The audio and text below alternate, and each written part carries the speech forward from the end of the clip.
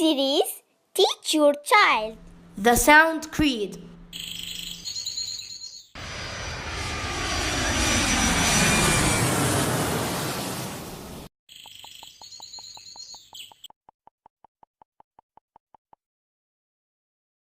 believing in Allah, the Mighty and Majestic, which means firm belief that Allah is the Rabb of everything and is its owner, and that He is the only creator, and He is the disposer of the affairs of the entire universe, and that He is the only one who deserves to be worshipped with no partners, and all other deities beside Him are false, and worshipping them is void.